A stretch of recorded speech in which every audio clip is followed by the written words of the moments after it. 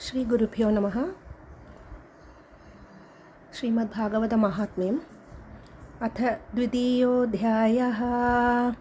నారద ఉవాచ వృధా ఖేదయసే బాలే అహో చింతాతురా కథం శ్రీకృష్ణచరణాంబోజం స్మరదుఃఖం గమిష్యతి. ద్రౌపదీ చ పరిత్రాతా येन कौरवकश्मलात् पालिता गोपसुन्दर्यः स कृष्णः क्वापि नो गतः. त्वं तु भक्तिप्रिया तस्य सततं प्राणतोऽधिका. त्वया आहूतस्तु भगवान् याति निजगृहेष्वपि. सत्यादित्रियुगे बोध वैराग्यौ श्रीहरिसाधकौ कलौ तु केवला भक्तिः ब्रह्म सायुज्यकारिणी.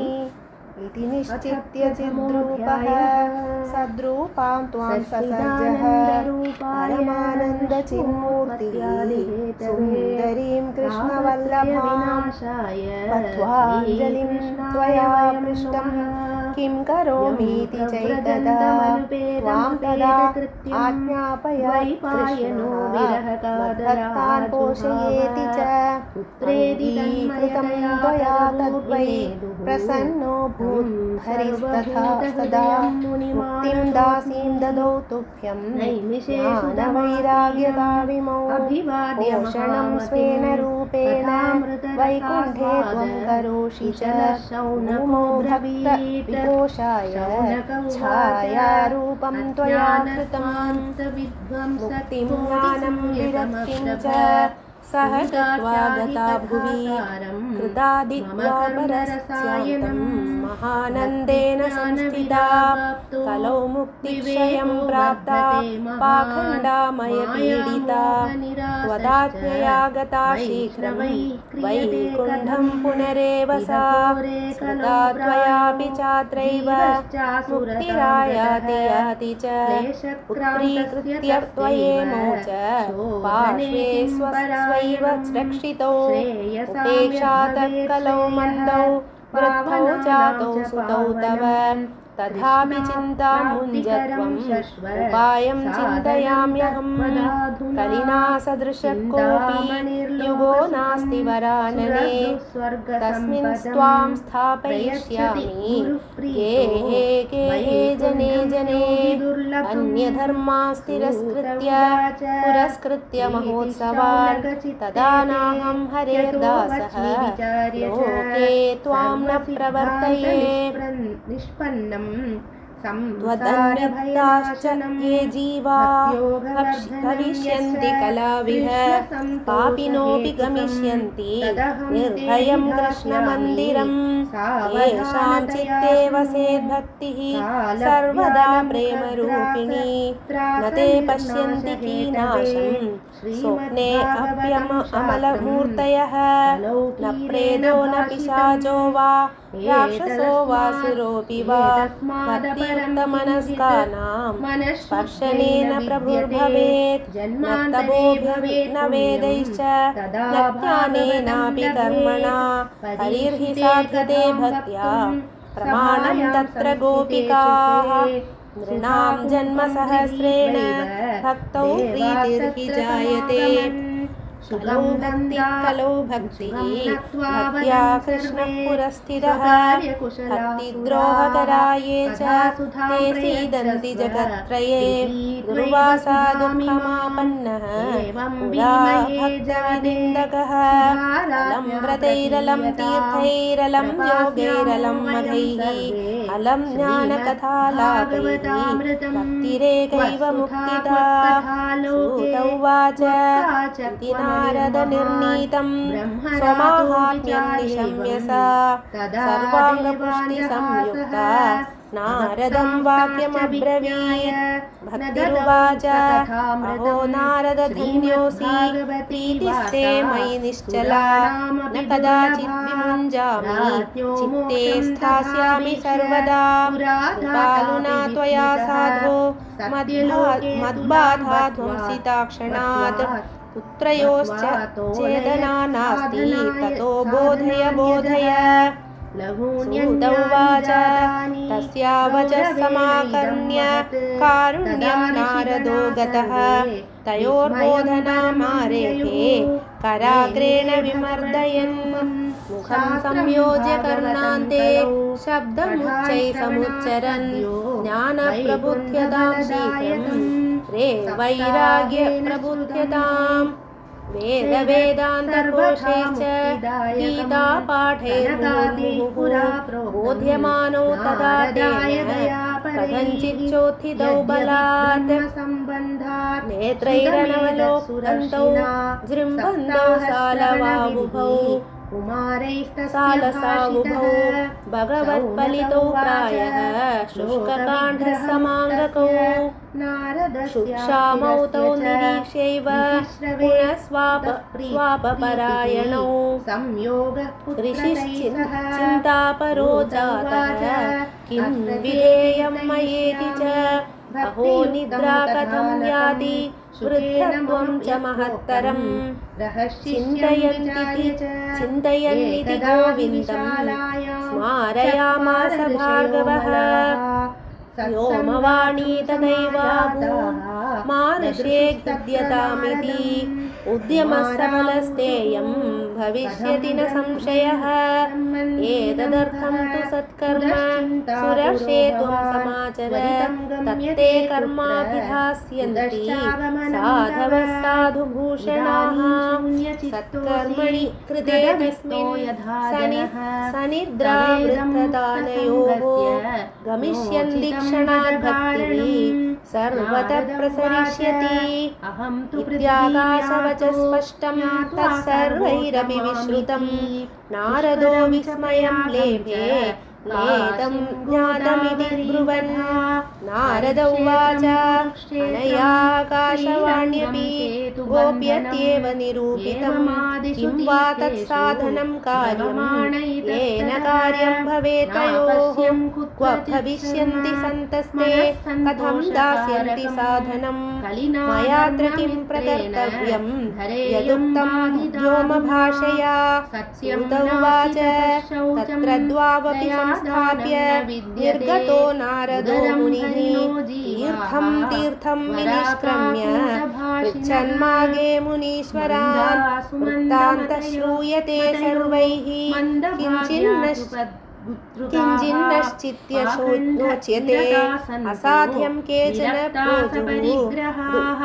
ज्ञेयमिति चापरे भूतास्तथान्येतो कियन्तस्तु पलायिताः हाहाकारो महानासीत् त्रैलोक्ये विस्मयावहः वेदान्तघोषैश्च गीतापाठैर्विबोधितं भक्तिज्ञानविरागाणां मोदतिष्ठत्रिकं यदा उपायो नापरोऽस्तीति कर्णे कर्णे जनाः योगिना नारदेनापि स्वयं न ज्ञायते तु यत् तत्कथं शक्यते वक्तुम् इतरैरिह मानुषैः एवं ऋषिगणैः पुष्टैः निर्णीयोक्तं दुरासदं ततश्चिन्तातुरस्तोध बदरीवनमागतः तपश्चरामि चात्रेति तदर्थं कृतनिश्चयः तावद्दर्श पुरतः सनकादीन् मुनीश्वरान् कोटिसूर्यसमाभासौ अनुवाच मुनिसत्तमः नारद उवाच इदानीं भूरिभागेन भवद्भिः सङ्गमो भवत् कुमारा ब्रुवतां शीघ्रं कृपां कृत्वा ममोपरि भवन्तो योगिनः सर्वे बुद्धिमन्तो बहुश्रुताः पञ्चहायन संयुक्ताः पूर्वेषामपि पूर्वजाः सदा वैकुण्ठनिलया हरिकीर्तन तत्पराः लीलामृतरसोन्मत्ताः कथामात्रैः जीविनः ह्यरिशरणमेवं हि नित्यं येषां मुखे वचः अतः कालसमादिष्टा जरायुष्मान्न बाधते येषां भ्रूभङ्गमात्रेण द्वारपालौ हरेः पुरा भूमौ निपतितौ सद्यः यत्कृपातः पुरं गतौ अहो भाग्यस्य योगेन दर्शनं भवतामिह अनुग्रहस्तु कर्तव्यः मयि दीने दयापरैः अशरीरगिरोक्तं यत् तत्किं साधनमुच्यताम् अनुष्ठेयं कथं तावत् प्रब्रुवन्तु सविस्तरम् भक्तिज्ञानविरागाणां सुखमुत्पद्यते कथं स्थापनं सर्ववर्णेषु प्रेमपूर्वं प्रयत्नतः कुमारावुचु मा चिन्तां गुरुदेवर्षे हर्षं चित्ते समावह उपायसुरसाध्योऽत्र वर्तते पूर्व एव हि अहो नारद धन्योऽसि विरक्तानां शिरोमणिः सदा श्रीकृष्णदासानाम्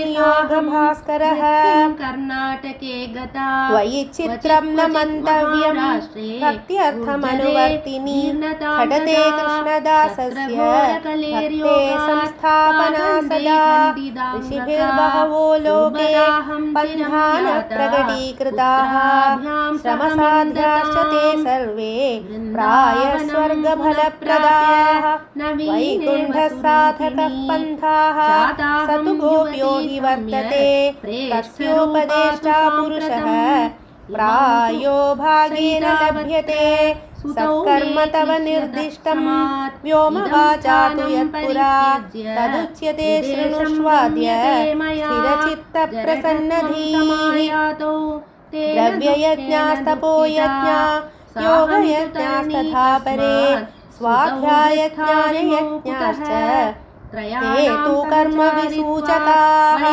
सत्कर्मसूचको नूनं ज्ञानयज्ञस्मृतो बुधैः श्रीमद्भागवतालापः स तु गीतशृगादिभिः भक्तिज्ञानविरागाणां तद्घोषेण बलं महत् व्रजिष्यति द्वयो कष्टं सुखं भक्तेर्भविष्यति प्रलयं हि गमिष्यन्ति श्रीमद्भागवतध्वने फले दोषा इमे सर्वे सिंहशब्दात्रिका इव ज्ञानवैराग्यसंयुक्ता भक्तिप्रेमरसावहा प्रतिगेहं प्रतिजनं ततः क्रीडां करिष्यति नारद उवाच वेदवेदान्तघोषैश्च गीतापाठैः प्रबोधितं भक्तिज्ञानविरागाणां नोदतिष्ठत्रिकं यदा श्रीमद्भागवतालापात् तत्कथं बोधमेष्यति तत्कथासु तु वेदार्थः श्लोके श्लोके पदे पदे छिन्दन्तु संशयं ह्येनं भवन्तो मोक्षदर्शनाः विलम्बो नात्र कर्तव्यः शरणागतवत्सलाः कुमारावुचुः वेदोपनिषदां सारात् जाता भगवती कथा अत्युत्तमा ततो भाति पृथग्भूता भलाकृतिः आमूलाग्रं रसस्तिष्ठन् नास्ते न स्वाद्यते यथा स भूयः सम्पृथग्भूतः फले विश्वमनोहरः यथा दुःखे स्थितं संयोगात् न स्वादायोपकल्पते पृथग्भूतं हि तत्कव्यं देवानां रसवर्धनम् ईक्षूणामविमथ्यान्तं शर्करा व्याप्य तिष्ठति पृथग्भूता च सामिष्टा तथा भागवती कथा इदं भागवतं नाम पुराणं ब्रह्मसंहितं भक्तिज्ञानविरागाणां स्थापनाय प्रकाशितं वेदान्तवेदसुस्नाते गीताया अपि कर्तरि परितापवति व्यासे मुह्यज्ञानसागरे तदा त्वया पुरा प्रोक्तं चतुश्लोकसमन्वितं तदीयश्रवणात् सद्यः निर्बाधो बादरायणः तत्र ते विस्मयकेन यतः प्रश्नकरो भवान् श्रीमद्भागवतं श्राव्यं शोकदुःखविनाशनं नारद उवाच यद्दर्शनं च विनिहन्ति अशुभानि सद्यः श्रेयस्तनोति भव दुःखदवादितानां निःशेषशेषमुखकीदकथैकपानाः प्रेम प्रकाशकृत्ये शरणं गतोऽस्मि भाग्योदयेन बहुजन्म समर्जितेन सत्सङ्गमं च लभते पुरुषो यदा वै अज्ञानहेतुकृतमोहमदान्धकार नाशं विधाय हि तदोदयते विवेकः। इति श्रीपद्मपुराणे उत्तरखण्डे श्रीमद्भागवतमाहात्म्ये कुमारनारदसंवादो नाम द्वितीयोऽध्यायः।